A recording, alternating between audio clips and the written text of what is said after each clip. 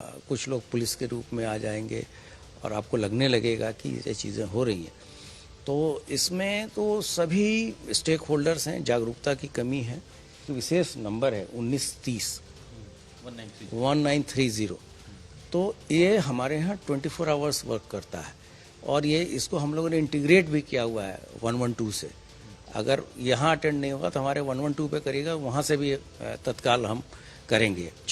जामतारा एक मॉडल है, जामतारा मॉडल है, फिर एक नूह से चलता है, एक आध जगह यूपी में भी ये चीज़ें डेवलप हुई हैं। तो ऐसे लोग हैं। तो इसमें मैं आपके चैनल के माध्यम से सबसे अपील करूंगा कि अननोन नंबर ना अटेंड करें। लखनऊ में एक बड़ा कांड भी हुआ था हाल में, जब पीजीआई की एक रेजिडेंट डॉक्टर से तकरीबन 2 करोड़ 81 लाख रुपए इन फ्रॉडों ने वसूल लिए थे। देश भर में ये क्राइम बढ़ा है। खुद प्रधानमंत्री मोदी ने अपने मन की बात में इसका जिक्र भी किया है। उत्तर प्रदेश कैसे निपट रहा है? हमारे साथ प्रशांत कुमार हैं जो कि डीजीपी है उत्तर प्रदेश के। सर, स्वागत है।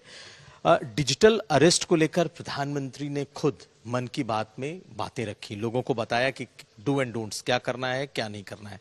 आप इस अपराध को उत्तर प्रदेश में कितना गंभीर देख रहे हैं?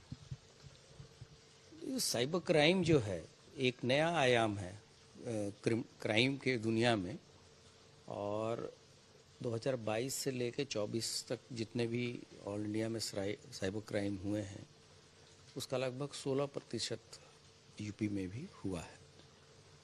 और इससे निपटने के लिए काफ़ी व्यापक व्यवस्थाएं सरकार के द्वारा भी की गई हैं और विभाग के द्वारा भी की गई हैं। अच्छी उपलब्धियां भी रही हैं। लेकिन साइबर क्राइम के जो प्रकार हैं वो भी नए समय के साथ साथ बदलते जा रहे हैं। जैसे कि पहले जनरली ओटीपी फ्रॉड होता था, गलत मैसेज दे दिया, कुछ लिंक भेज दिया। तो अगर हम साइबर क्राइम के तरीके को देखें तो जैसे ऑनलाइन फाइनेंशियल फ्रॉड है, फिर हुआ कि साहब ऑनलाइन उत्पीड़न की सूचनाएं हुई। तो जो ये डिजिटल अरेस्ट है ये ऑनलाइन उत्पीड़न के श्रेणी में ही आता है, जिसमें अदर क्राइम है जैसे कि सेक्सटॉर्शन है, फेडेक्स फ्रॉड है, फेक लोन ऐप का इस तरह का करते हैं।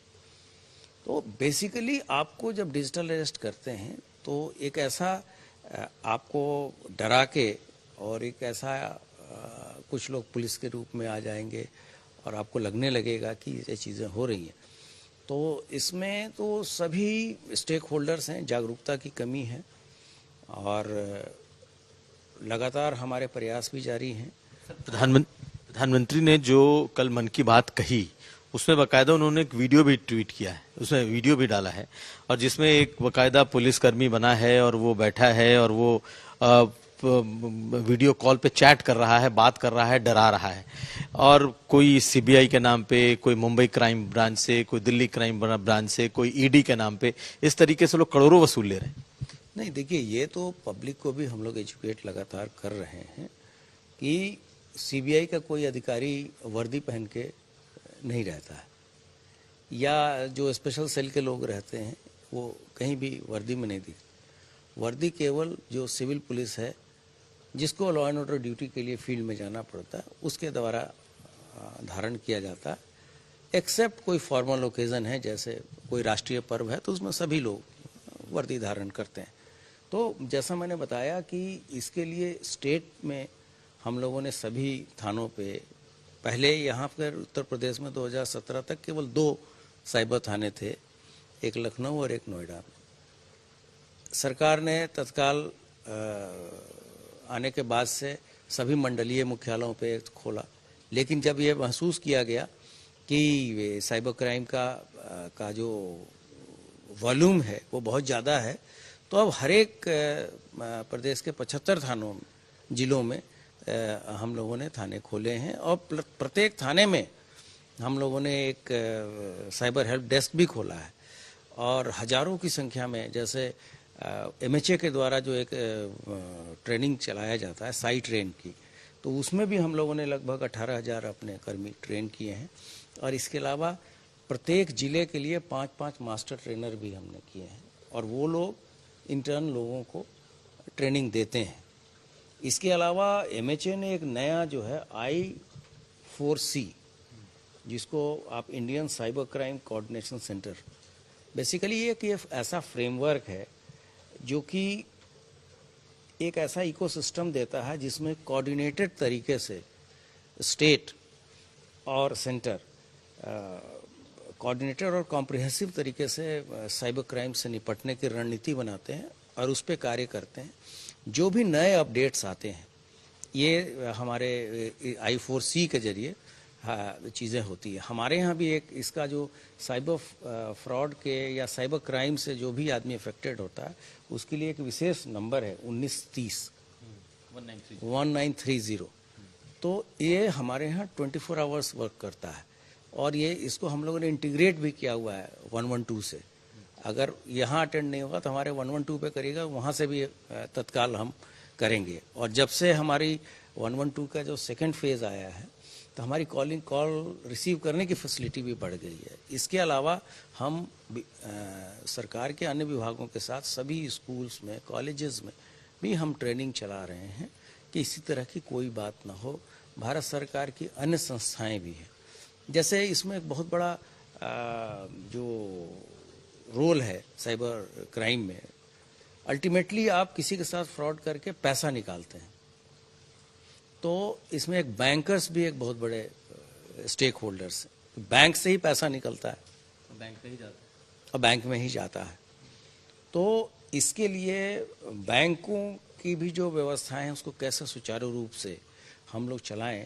पिछले 2021 से हम लोगों ने 286 करोड़ रुपए ऐसे लोग जो ठगे गए हैं वापस भी दिलाए हैं, और इतने ही अमाउंट हम लोगों ने फ्रीज भी कर रखा है जो कि लीगल कारणों से अभी फ्रीज्ड है, जिसको हम लोग कोर्ट के परमिशन के बाद से लोगों को देंगे।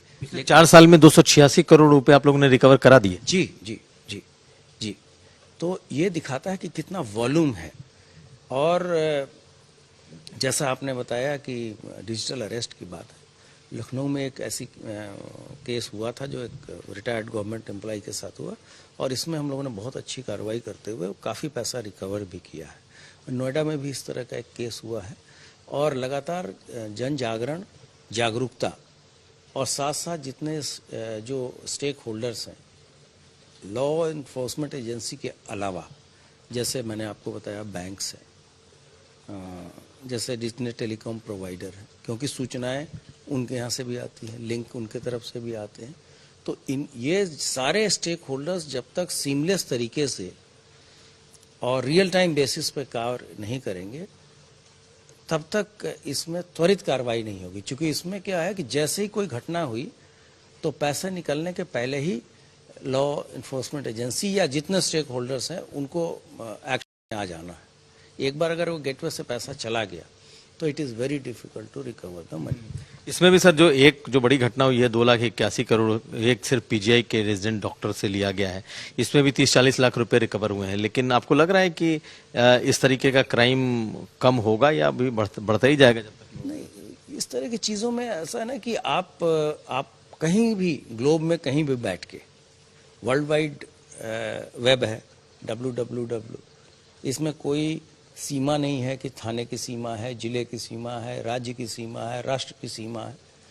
और यहाँ कुछ ऐसे मॉड्यूल्स हैं, जैसे कुछ जामतारा एक मॉडल है, जामतारा मॉडल है, फिर एक नूह से चलता है, एक आध जगह यूपी में भी ये चीज़ें डेवलप हुई हैं। तो ऐसे लोग हैं। तो इसमें मैं आपके चैनल के माध्यम से सबसे अपील करूँगा कि अननोन नंबर ना अटेंड करें, किसी भी तरह के प्रलोभन में ना आए। डरा रहे हैं ना लोग सर, वो कोई सीबीआई, कोई ईडी, कोई बन के सामान्य आदमी के पास सीबीआई क्यों जाएगी? सीबीआई का भी कार्य करने का तरीका होता। किसी भी लॉ इन्फोर्समेंट एजेंसी को या जो हमारी इन्वेस्टिगेटिंग एजेंसीज हैं ऐसे कार्य नहीं करती। वो बजाते आपको अगर सीबीआई को कुछ पूछना है, ईडी को कुछ पूछना है, इनकम टैक्स को कुछ पूछना है, तो वो कोई लेटर जारी करेगी और उसमें बजाते धाराएं, क्लॉजेस, सभी चीजें रहती हैं। लेकिन आम लोग तो डर जा रहे हैं, जिनसे ये फ्रॉड हुआ है उनको वो डर जा रहे हैं और डर के रिवील कर दे रहे हैं और उनके पैसे करोड़ों रुपए चले। जब आप मन की बात में ये बात आई है तो आप इस चीज़ की गंभीरता का अंदाज़ा लगा सकते हैं तो ये इसलिए भी माननीय प्रधानमंत्री जी ने कहा होगा कि ज़्यादा से ज़्यादा जागरूकता हम लोग लाएं, लोगों को सजग और सतर्क रखें कि इस तरह की चीज़ें कोई भी अगर करता है अपने परिधि के बियॉन्ड जाके किसी दूसरे संस्थान के नाम को मिसयूज करके, तो अगर आप गौर से देखेंगे तो आप समझ सकते हैं कि एक जो पुलिस अफसर है और एक जो फ्रॉड पुलिस अफसर है उसमें क्या अंतर है। ये जागरूकता समाज में लाने की जरूरत है। और ये पीएम ने कहा है कि रुको, सोचो और उसके बाद एक्शन करो। जी, ये जो ट्रेनिंग हमारे MHA के द्वारा, मिनिस्ट्री ऑफ होम अफेयर्स के द्वारा, या हमारे होम डिपार्टमेंट या हमारे डिपार्टमेंट के द्वारा जो जन जागरण चलाया जा रहा है, उसके लिए एक बहुत बड़ा कदम है। और उनके कहने के बावजूद हम लोग और इसमें आगे 16% आपने कहा कि पूरे देश का साइबर क्राइम यूपी में है, तो आपको लगता है कि ये मतलब उत्तर प्रदेश के लिहाज से ये आंकड़ा बड़ा है या फिर बहुत कंटेन्ड है? नहीं, अभी बहुत सारी ऐसी चीज़ें होती है ना कि आंकड़े बहुत भ्रामक भी हो सकते हैं, आप उसको किस तरह से देखते हैं। वैसे तो कोई ज़्यादा नहीं है, लेकिन ये भी हो सकता है कि इस तरह का फ्रॉड हो रहा हो तो अन्य अपराधों में कमी आए, कोई चोरी चमारी ना करे, डकैती ना डाले। तो जो इस तरह के क्रिमिनल होते हैं, प्लस साथ साथ बहुत सारे अगर छोटे अमाउंट होते हैं लोग लिखवाते नहीं हैं। तो ये बहुत सारे इसके आयाम हैं। हमें आंकड़ों पे नहीं जाना चाहिए, हमें समाज को कितनी जल्दी, और यहाँ पर तो यहाँ तक की बात है कि इस तरह की जो छोटे छोटे साइबर क्राइम के प्रकार हैं वो स्कूल के सिलेबस में भी आना चाहिए। ये चीज़ें बताना चाहिए ताकि बच्चे जो 5 साल 10 साल के बाद से जागरूक नागरिक बने तो उनको इस चीज़ों का पूरा ज्ञान रहे कि इस तरह की चीज़ें भी समाज में हो रही हैं और क्या क्या सतर्कता बरतनी है। गिरोह भी पकड़े गए? हाँ, गिरोह पकड़े जाते रहते हैं, लगातार इस पर कार्रवाई, बहुत सारे ऐसे गुड वर्क्स होते रहते हैं जिसको हम लोग अपने सोशल मीडिया के माध्यम से भी बताते हैं, चैनलों के माध्यम से भी बताते हैं, अखबारों में भी चीज़ें प्रिंट होती हैं। लेकिन जो ऐसे लोगों की हार्ड अर्न मनी के साथ पे जो ऑनलाइन ये डकैती डाली जा रही है, इसको रोकना परम आवश्यक है। बहुत शुक्रिया सर बात करने के लिए। तो हमारे साथ थे प्रशांत कुमार, DGP उत्तर प्रदेश, और इनका कहना है कि जिस तरीके से प्रधानमंत्री ने लोगों को जागरूक किया है, उत्तर प्रदेश पुलिस भी इसमें जागरूकता ला रही है, लेकिन कुल अपराध का करीब 16% जो डिजिटल अपराध है वो उत्तर प्रदेश में है, लेकिन यहाँ कार्रवाई भी त्वरित गति से हो रही है। कुमार अभिषेक, लखनऊ, आज तक।